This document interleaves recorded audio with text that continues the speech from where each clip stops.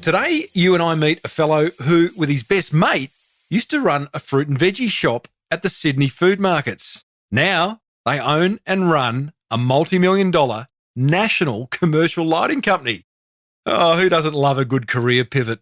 It's a Lights On episode 628 of the 13-year-old award-winning Small Business Big Marketing podcast. Well, I said, welcome to a small business marketing show where successful small business owners share their souls to take your marketing straight to the lead. Now, here's your host, Mr. Timbo Reid. And welcome back to your weekly dose of bright and shiny marketing. I'm your host, Timbo Reid, and I have an insatiable curiosity for uncovering marketing ideas that help businesses just like yours, to grow. I do that through a weekly in-depth conversation with a successful business founder that has walked the path before us. You, infinitely more importantly, are a motivated business owner, ready to crank out some great marketing to build that beautiful business of yours into the empire it absolutely deserves to be. As per usual, team, there is marketing GOLD dripping from the ceiling over here at Small Business Big Marketing's HQ. So let's get stuck right in. Just quickly, a warm welcome to new members of my Small Business Owners membership. They are Amira, Alan, Christian, and Ed. Thank you so much for supporting the work I do. Totally appreciated. And a big thanks to those existing members who joined me on my first ever Ask Me Anything webinar last week. There were some big questions posed, none answered, just plenty posed. No, that's not true. We had a great conversation covering all sorts of stuff, business, personal, fun. It was just really good to get to know some of you, really. Now, to whet your appetite, recent editions of my membership or in my membership include 10 ways to use ChatGPT to market your business with a twist. I reviewed a productivity tool that cost $2 and that I simply can't live without. I deconstructed a clever marketing idea I saw on a Virgin flight recently. That'd be a Virgin Australia flight. And I review the best pitching framework I've seen in a long time. There is lots and lots of goodies inside the membership, which starts at $8.50. And I'm no accountant, but I'd say they're tax-deductible dollars per month. I'd love to be welcoming you to my membership in an upcoming episode. Head over to patreon.com/marketing podcast. Have you ever come across a business owner who's made a massive career move? One that's taken them way out of their comfort zone and into uncharted waters?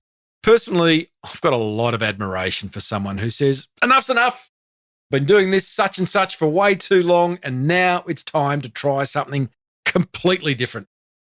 It feels so risky to leave behind something that identifies you, that you know you're good at, and jump into a business that's untested and in which you have passion but very little experience. Well, that's exactly what today's guest, Anthony Galimi, did with his best mate, Sal Maresca. Pre-2010, they were happily working together in a family fruit and veg business at the Sydney food markets. Wanting a bigger challenge? They decided to start Lowa Lighting from scratch, which today is a multi-million-dollar commercial lighting business that manufactures and supplies architectural, commercial, and industrial lighting products nationally. So tune in if you love the idea of following your dreams and creating a business you love and a company culture you're super proud of. Anthony and his wife actually still cook lunch for the entire staff every day. What a great culture. And by the way, a big thanks to my friends at Dell for the intro to the Lowa Lighting guys. I started off by asking Anthony, who's joined in this chat with his marketing manager, Carlo, how and why he made such a drastic career pivot. The product just changes, but the principle is about the same, like being honest and reliable and being upfront with your customers. The lights and fruit the principles don't change. The business ethics, basic fundamentals that don't change. Okay, that makes absolute sense. It doesn't explain why you go from fruit to lighting. Well, our family was retiring out of the fruit business.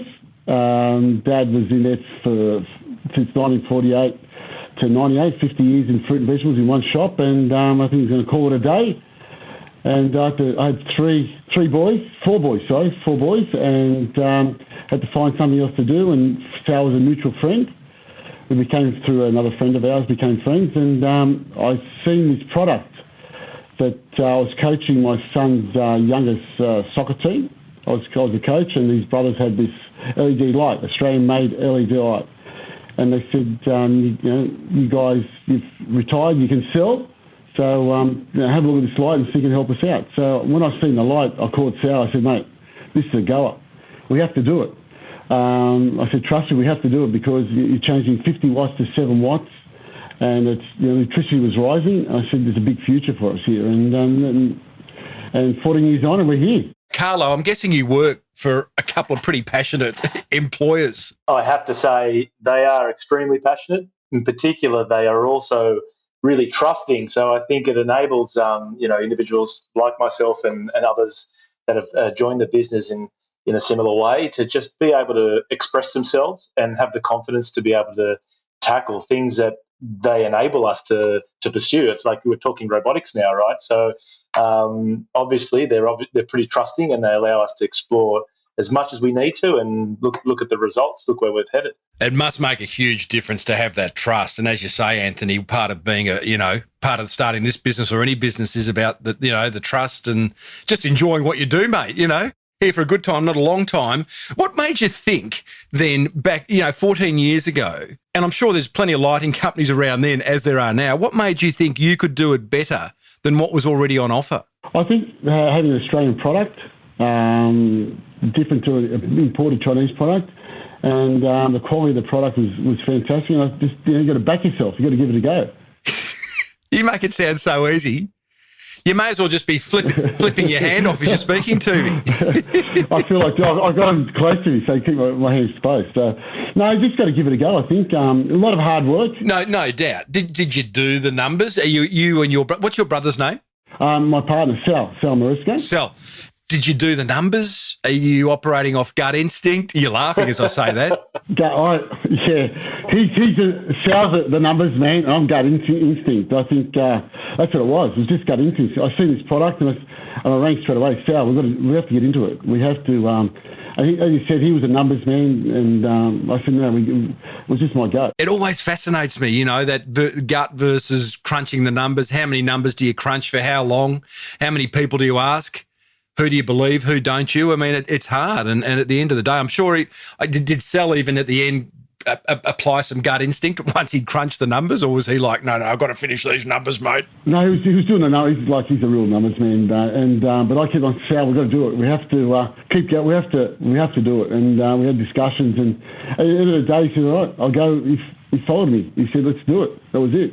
I convinced him, and let's go. Carlo, what about you as the marketer for Lowa? I want to get into what you're actually doing later, but is it gut instinct? Are you running, research? Are you doing, just qualitative discussion groups? What are you? So we've started it, obviously, basically with a very manual approach to things and I'm talking a little bit, even a step back from marketing as a business front, as a business whole. So, coming on board, I was obviously supporting the thought of potentially having an enterprise management system and all of this sort of thing, which was otherwise known at the business. So, moving from small business to a larger business. And as we have done that, we're still obviously, small business principles, and we're pursuing quite some big things, but we've had to really press in achieving some, sophistication in the way we tackled certain things in a very short period. So yes, we're trying to engage in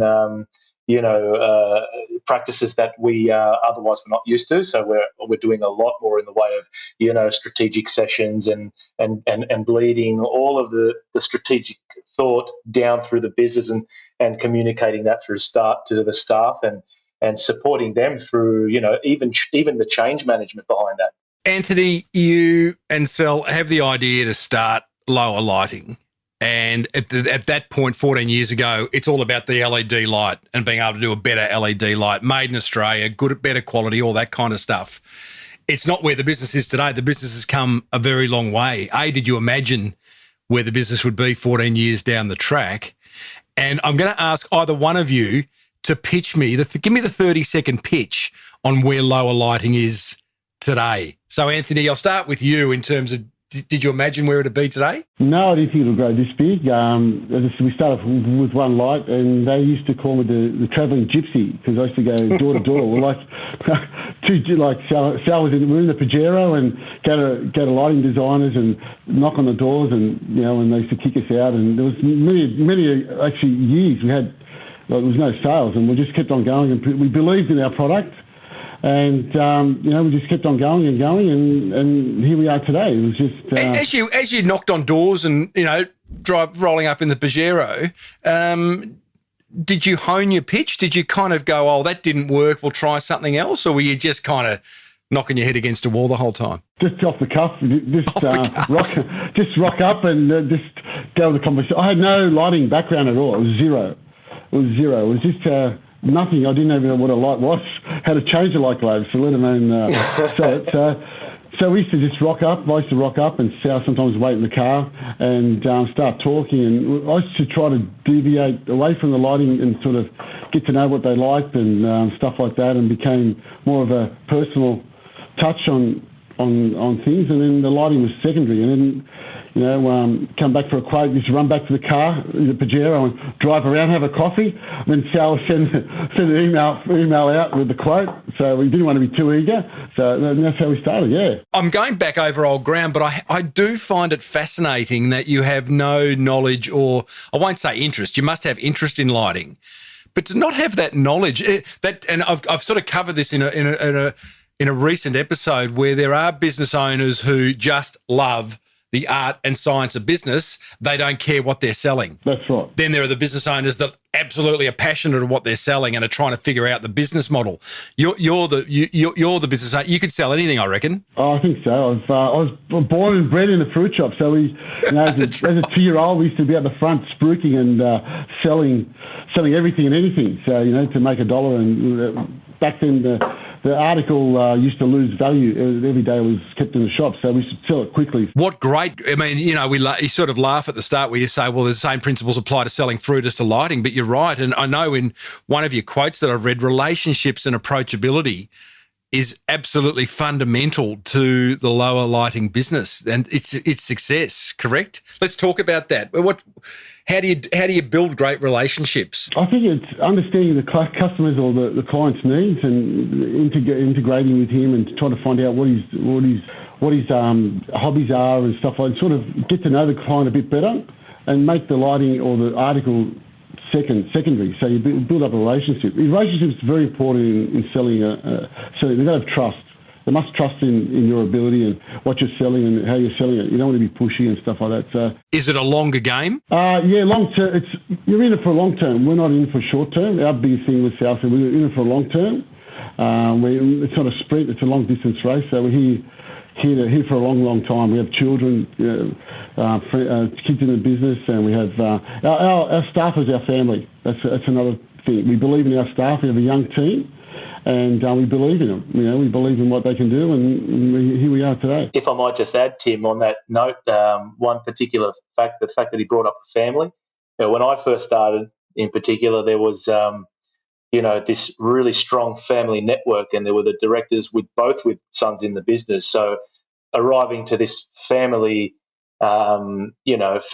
emphasis with what they had, it was very infectious, and it was instilled in us, and we kept going. And I'm also personally from a small business background in restaurants, so originally, and to be honest, I was pretty astounded that I found something that was from my heritage upbringing very similar, and then also being able to be confident to be able to communicate that outwards through whoever I was dealing with, whatever stakeholders at what time. So that I have to say that Anthony's point was bang on there. You've got an amazing culture which I want to touch on, but first I want to do a role play. I am a new client. I found you through a Google search, and I am interested. And I don't know, I'm an architectural firm. Let's say I'm an architectural firm, the boss of one. How do you two approach me? How do you build that relationship? What's it look like? Are we going to the footy? Are you buying me lunch? Are we just chatting about stuff? What's it look like? Food and footy. Food and footy. Food first. Yeah, that's right. Is that what it's like? Yeah, it is. Yeah. Like we, back before COVID, we used to have lunch for all our staff. Carlo, myself and my wife used to cook lunch for everybody, and we had to stop through COVID, but we're going to bring it back into the new factory, bring back the family feel, and our clients. And you would invite me as a prospective new client? Yes, absolutely. Yes. Geez, that's powerful. That's powerful. Not to mention, even a morning visit, we had a commercial coffee set up there, so we'll actually, I don't know, some mornings we run off our feet like a barista for the first 20 minutes in the morning, probably pumping through 30 odd coffees, no dramas in a short amount of time. But that is essentially, we have people standing around the coffee machine, and we're all this beautiful dialogue, which is something that you just really can't do over a Zoom meeting or a Teams meeting. It's just something pretty magic, and it's not until you're there talking to us that you actually understand how infectious it is. Do existing clients then know that they're welcome to just pop in, have a coffee, grab a bowl of pasta at lunch, do whatever they, it's sort of like their second home? We have a delivery driver as well, particularly. It's not just customers. It could be a delivery driver. Here's your cup of coffee for the day, and out he goes. Like everybody's treated equal, from the guy sweeping the floors to the production area, the warehouse, accounts. Everybody's treated equal there. We all eat together. We have our coffee together.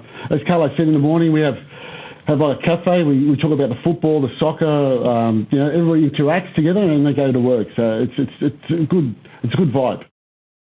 You've got some incredible contracts. Now you're 14 years old, so so you should, I guess, in one sense. But we should never take great clients or great contracts for granted. But I'm just looking at your website, which, by the way, Carlo, I think is absolutely fantastic.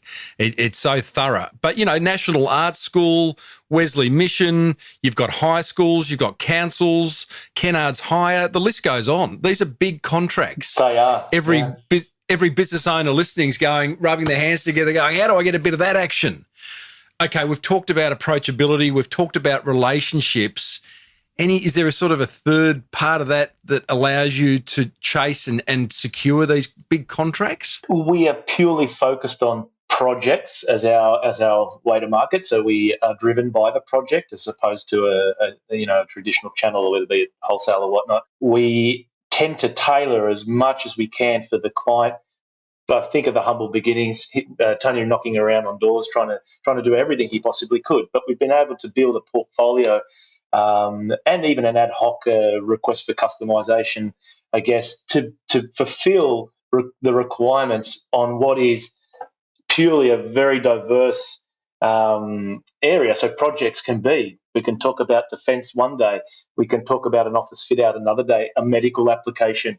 I mean, there's so many, and I only mentioned 3 there, but to be able to move from each area and have the expertise and the capability to address what each of those projects require is probably where we get the best response from our clients. They see that we're determined to get them over the line, and that adds value to them, you could imagine.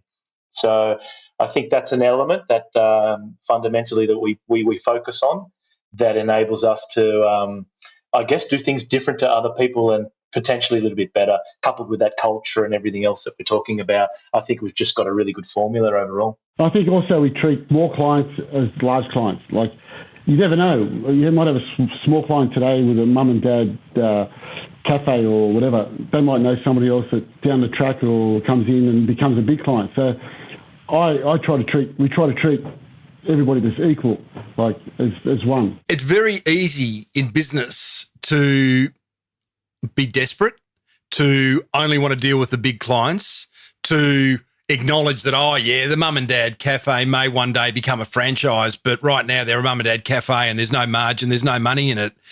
And, there's no shortage of business owners who have that desperation, and it could be part of their personality, but it could also be the fact that their cash flow is really crook and they actually need a sale right now. You're not in that position, I'm guessing, anymore, but you at some point you might have been.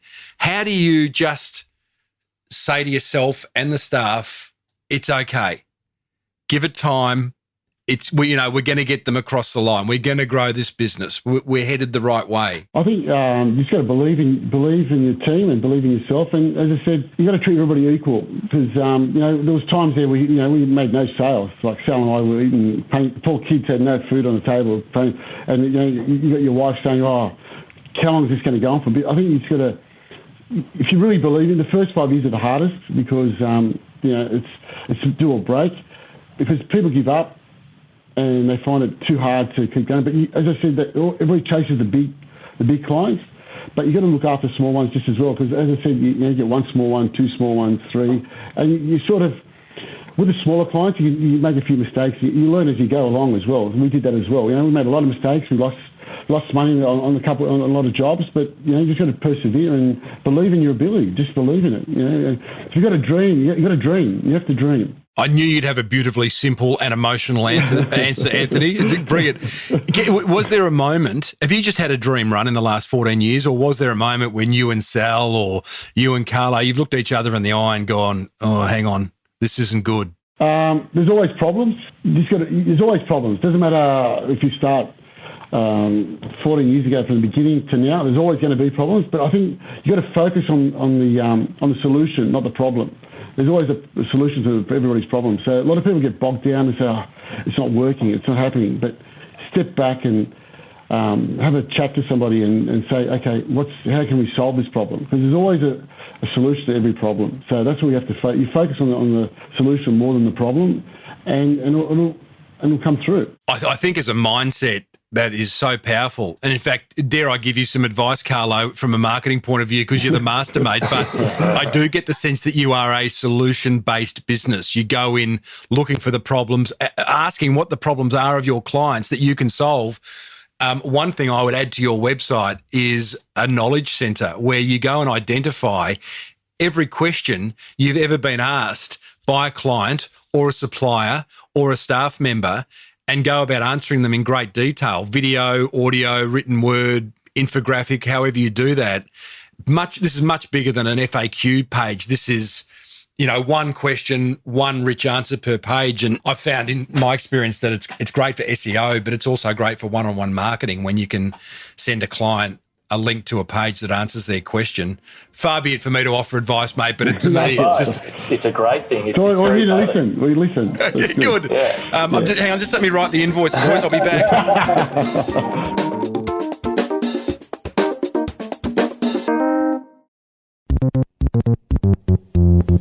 Tell me, I'm looking at your services page. You've got a lot of services now. You've got, commercial lighting supply. You've got manufacturing and product customization. You've got energy efficient lighting upgrades, lighting design services. The list goes on.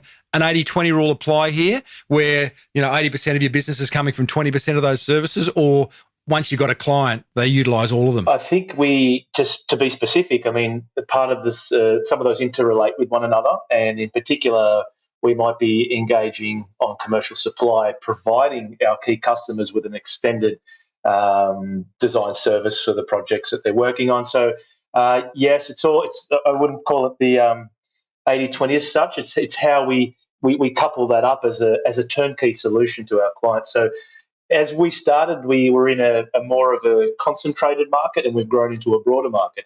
Our concentrated market was the first time we demonstrated how powerful our original turnkey solution was involving contractors and everything else the like, and moving that through to something a little bit more expansive, supporting them on, again, like design services, being able to get a client in and discuss a problem about a fitting that they may have, and then just say, well, we could probably tweak that, adjust this around the back of the housing of the luminaire and whatnot, and guess what? We've just solved all of their problems on a site over a cup of coffee through a simple chat that enabled us to get deeper into their mindset.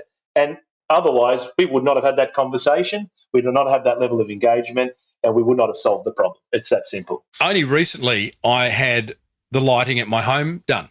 And it's because I met a mate of mine's a local architect. He introduced me to his next door neighbour who happened to be a lighting designer, and he needed some marketing advice. So we actually did a contra deal, and that's why I did it, because it was going to be quite expensive. Now the lighting is done, I I can't believe I didn't do it earlier. And what occurred to me was lighting's a really hard sell, because what I love about what we've had done here is it's brought our home to life at night. Okay, and that we've had all the garden lights done and the pool light and all that kind of stuff, and it's brought it to life. Now, I know that you don't just your lighting is mainly for daytime, but it is a hard sell, and trying to get someone to imagine what it's going to be like I imagine is pretty hard. Do you experience that in your marketing? And if you do, how do you sort of work around that, Carlo? It is definitely a challenge, but it also, in other ways, with our skill sets, we're able to use, I guess, sort of sophisticated rendering software and whatnot to support visually, if not just for ourselves for compliance or for a building compliance and safety. We can certainly produce something visually to help ease the mindset of uncertainty with a client. And also just expertise to be able to discuss lighting in a way. By one thing that I do notice in lighting when I started in lighting some 10 years ago was that it is a third dimension to architecture, if you like. It can also shift the balance of the elements throughout a space at different times of day based on natural light coming through, coupled with artificial light, and how you use it, how you use different layers of lighting throughout a space. And really map out, all these levels of diversity that people don't really delve too much in. I need to upgrade my lights because they're either costing me too much or they're just old technology and I keep having to replace a lamp or a globe.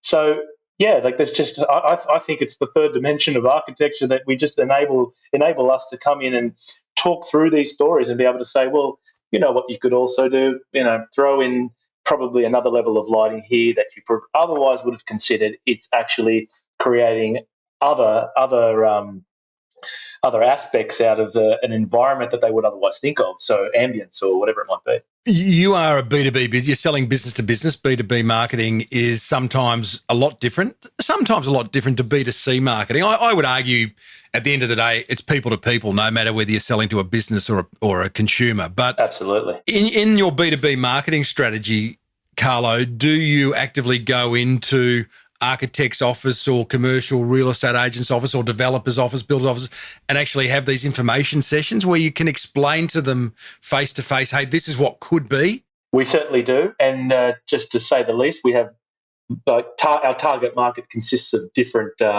heads, if you like, or different types of people. So we obviously focus on lighting designers, engineers, contractors, and you could imagine the difference between a contractor and a lighting engineer. Vastly different. So totally, you have to go in there with a different dialogue every time, knowing that I'm talking that the dollar is the bang for buck over on this side. Maybe potentially talking to a contractor who needs to fit within budget. Then I'm talking light science over here with a lighting engineer or what might have you. So we talk about very sophisticated things like the life cycle of an LED luminaire and all of that sort of thing. How it renders color within a space and all of this sort of thing. So look, that's very scientific. And then we move back to the argument that I have a project, I need fulfillment. It's very hardline, it's very functional, and it's very we have to conform to potential budgets and things. So we're shifting in and out of this. Great that you're targeting your marketing like that. I was speaking to the lighting designer who worked on my place, and he's working with Sparkies who know nothing about lighting but are actually putting the lighting in. They know nothing about what could be. They just know how to install it, right through to the architect's office who know everything about lighting and just want the most high-end quality result. And as a result, you've got to target your marketing to each of those different, they're vastly different conversations and vastly different people. And I know some businesses don't do that. They go, put it out there, they'll understand it, but it's not necessarily the case. It's a different language sometimes. That's 100% right. So I'll give you an example of how we're trying to apply that. We're obviously, you mentioned the website before, we are under development for future consideration of going on a deeper platform that will support a level of filtering and customize that, or not customize that, configuration, I should say, rather, that enables us to tailor that very simply for them. So I'm a contractor. I just like to find something as simple as, what's the cutout size of a light? All right, I can go and select the cutouts that I require if I'm upgrading something, namely your own house. And then equally, I can look at it at another aspect and and be able to fulfill it on the flip side. So an engineer, he'll specifically want to know how much power I will require to illuminate the space. He'll determine that and request us, but just by potentially through filters going into the website and selecting exactly what he needs from a specification point of view. I'd love to hear what marketing really works for you, the most effective marketing you've done, and in fact also a marketing idea that's actually failed that you thought it might have worked. While you ever think about that, Carlo and Anthony, the lighting designer I had here did the most brilliant thing when he arrived for the very first time. But in our home, we've got all these, what I now realise are cheap downlights, and they offer out a lot of glare no matter what angle you're looking at them from. He came in with this fancy downlight that he just went and unscrewed one of our cheapos in the kitchen, put in this fancy one. The light was beautiful. There was no glare. It's soft. It just changed the entire ambience in literally 5 minutes. And he had me. It was such a great idea. And I asked him whether he knew what he was doing. Was that a marketing trick? He goes, no. I said, well, make it one from now on because it's genius. Yeah. What marketing works really well for you and what's failed? Demonstrative marketing, being able to show a client that exactly as you said it, and not just because you said it, because we're actually in our new facility here, we have a dedicated space to examples of lighting so that it's not just telling you that this is how much light you need, but these are the sorts of impact of your decisions and what you can do. Equally, these are the possibilities that you otherwise might not have thought you can achieve with a various selection of lighting products. So definitely, I think to demonstrate that is one of the key things. Yeah, no doubt. What's failed? Anthony, you can contribute here too. Might have been an idea Carlo had that he was just a shocker at the time and you've never told him. I think the secret, like I said, is getting the feel and touch, getting the client in and make him touch and feel and show them the difference. It really show the difference. I think that's like as you learn, there is a difference between a cheap downlight and expensive downlight. So not so much expensive, but a different look downlight, soft on your eyes and sets the tone. Like we architects design and builders build, but we bring the building to light with the light. We bring it to life. That's right. So yeah, that's what we do. Yeah, that's what we do. I interviewed, speaking of demonstrative marketing, as you call it, Carlo, I interviewed a fellow many years ago now. He was a bit of a YouTube sensation. He was this 60-year-old fellow. His name was Tom Dixon, and he owns a company in the States called Blend Tech, and he makes great blenders for McDonald's, Boost Juice, like really commercial-grade blenders that he sells to industry as well as residential. And his one marketing strategy was a YouTube channel called Will It Blend, and it was product demonstration on steroids. He believed in his blenders so much, and you can still go to Will It Blend on YouTube to this day, and they've got hundreds of millions of views for a freaking blender. And what he would do, he'd stand there, and Anthony, I can see you doing something like this, mate, so have the idea brain going. Yeah, we'll get it going. Tom would stand there in a white lab jacket with protective safety goggles on, standing next to his blender, and he'd hold up, for example, an iPad, and he'd go, welcome back to Will It Blend. Today we have Apple's new iPad, and the question is, will it blend? And then he just puts it in the blender, and he blends an iPad, or he blends a hockey puck, or he blends a PlayStation. Wow. And then he pours the dust out and says to hey, kids, don't try this at home. But now, it was very funny. It was very entertaining. It actually came from his marketing manager, Carlo, because what Tom used to say around the office all the time was, these blenders will blend anything. And the marketing manager finally said to him, I'm sick of hearing it, Tom. Prove it. So, and this YouTube channel was born. So I share that with you because you talked about demonstrative marketing, and I think Anthony's said, I don't know what it could be in terms of. You got to think of one, Carlo. Yeah, that's right. But I reckon you could be a bloody YouTube sensation, Anthony. This life could light anything, Anthony. That's right. Yeah, that's right. We'll light up your life. Exactly. Your relationship. Oh, it's writing itself, boys. Tell us about a failure. Tell us about something. We all know business is not all. It's not all chocolates. There are boiled lollies as well. Something a lot of boiled lollies. Tell us about a boiled lolly moment. Potentially not knowing the market well enough So in the earlier days as a small business, we sort of, by going with your gut, you tend to rely a little bit more on subjectivity. We can't afford that anymore to the level that we're growing to. So, we need to have the market research and the competitive analysis that we need to draw from to be able to make better product design and conceiving the right product to fulfill the needs. Now, obviously, we spoke about need. We're talking about a contractor. We're talking about an engineer, two very different needs. So we have a lot of hurdles to cross. And then we identify that now, and that's our resolution to the fail. So we're getting extremely good at that, and I think we're going to get a lot better than that in the future. But I think in the initial stages, that's where our failures were. We have a product. We think we need to have one because there's a little going on the fly. We have a small downline for Australian maize. That's made, that sold itself. But as you grow your portfolio, you have to get very much more strategic about it. There goes your gut instinct, Anthony. It's all about research and numbers from now on, mate. I still got it. Carlo, as a B2B marketer, what role social media? Social media is becoming even bigger and bigger for us. So we've spent the late part of last year building a great deal of assets. So I think you're going to see even some more exciting things come to light in relation to the new website and social media in particular, the frequency that we need to achieve. But in particular, it's a good opportunity for us to demonstrate our passion for those projects that we're on. So we take a little bit of a different path on it. Yes, we present some beautiful images on the projects that we upgrade, but I think we're tapping a little bit more into the Australian content, the Australian identity in what we do. And one such project that we've completed recently, which was at Carriage Works, it has a very important part in Australia's history. And we're looking forward to, I'm sort of giving everybody out there a bit of a teaser that's coming soon. But the point of what I'm trying to make is we're very passionate as Australians to fulfill projects like that. And I think that messaging is a little bit more important sometimes than just the project we're working on.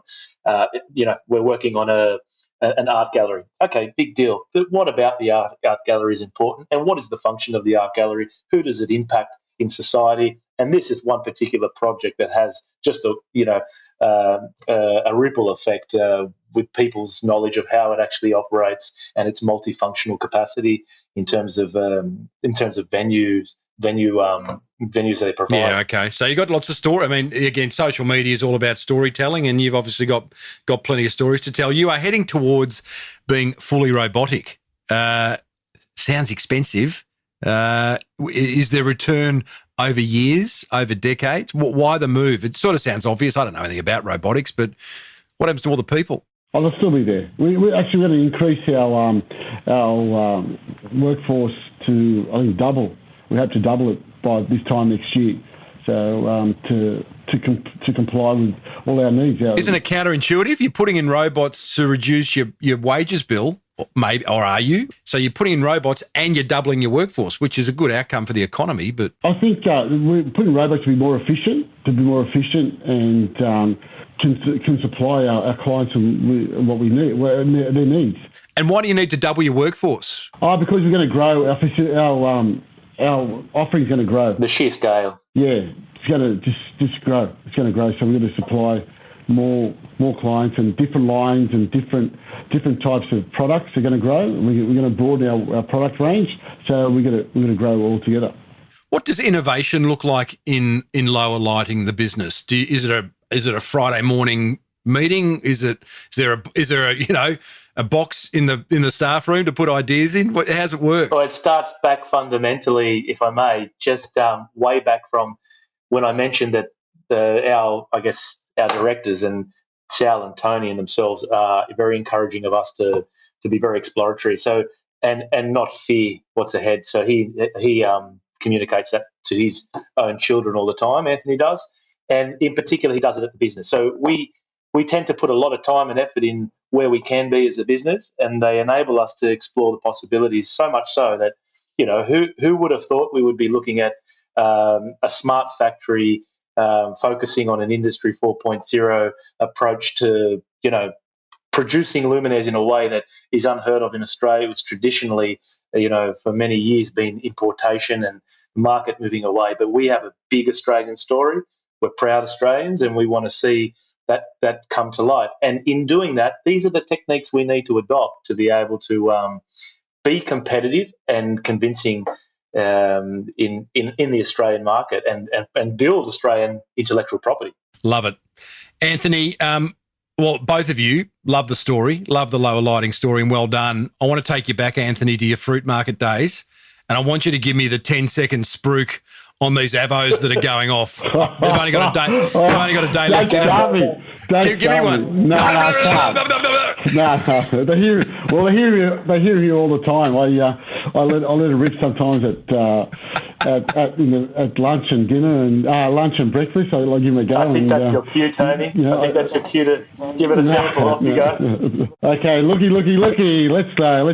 This is all yours, baby. Let me see all the rest of you. Come and see the best. This is yours, lady. You got deep pockets. Let's reach the bottom. Spend them up. Your son wants a pound of strawberries. It's all over. It's all yours, son. Take it away. Make him happy. You've got deep pockets. I love that line. Reach the bottom, son. Reach the bottom. Oh, I love it, mate. I think, Carlo, please integrate that somehow into future marketing messaging. I'd love to see him do a bit of a piss take on lighting, selling it that way. You've opened our eyes. I think you've got the formula for the future, Timbo. That's great. Hey, boys, well done. Great story. Lowa Lighting, Lowa lighting.com.au is where you can find them. If you do nothing, if you don't need lights, at least go and have a look at their website because it's clean and straight to the point. And I really appreciate you boys joining us. Thanks. Thank you, Timbo. It's been a pleasure. It's been great. Thank you. Well, there you go, team. Lowa Lighting co-founder Anthony Galimi and his marketing manager, Carlo Cesta. Plenty to get your teeth into there, I hope.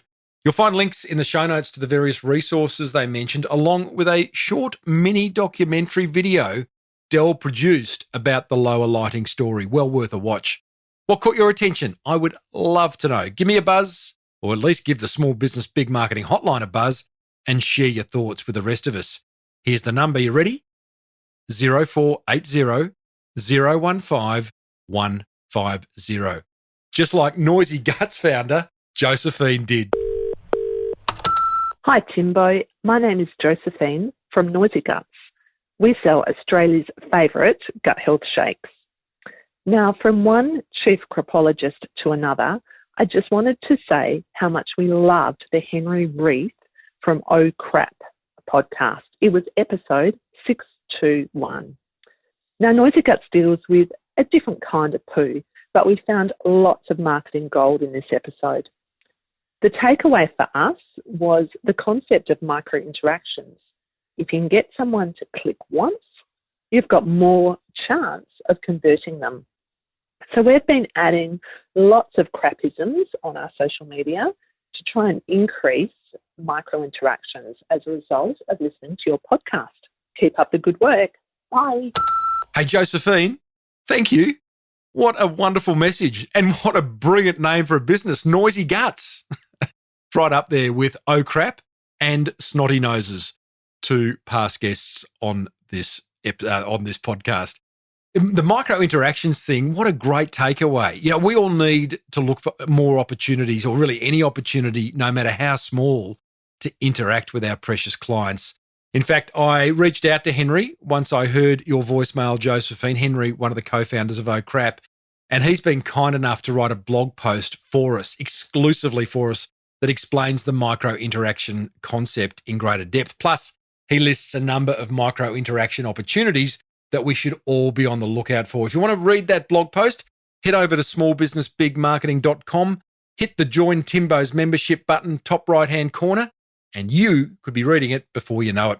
Everyone else, be like Josephine and give me a buzz on 0480 015 150 and let us all know what marketing is working for you. That's 0480 015 150. Well, it's time for you to take action on what you've learned, because ideas remain exactly that, without action. If you'd like to support the work I do for small businesses around Australia and want even more of me, then check out my exclusive business owner membership at patreon.com/marketing podcast. Membership starts at $8.50 and they're tax-deductible dollars. Next week, you and I catch up with past guest and tradie underwear founder Ben Goodfellow, who I noticed from a distance is extending the tradie brand into a multitude of what appears to be unrelated categories, including food, tools, skincare, and energy drinks, to name a few. Fascinating discussion. And Ben is very generous in his insights. If you enjoyed today's episode, please hit the subscribe button on your podcast app where you'll find 627 more chats with successful business founders. A big thanks to editor Alex Amster for stitching the marketing gold together, and to our in-house muso, Lockie Doley, for the music bed. Most importantly, a big thanks to you for tuning in. May your marketing be the absolute best marketing. Bye for now.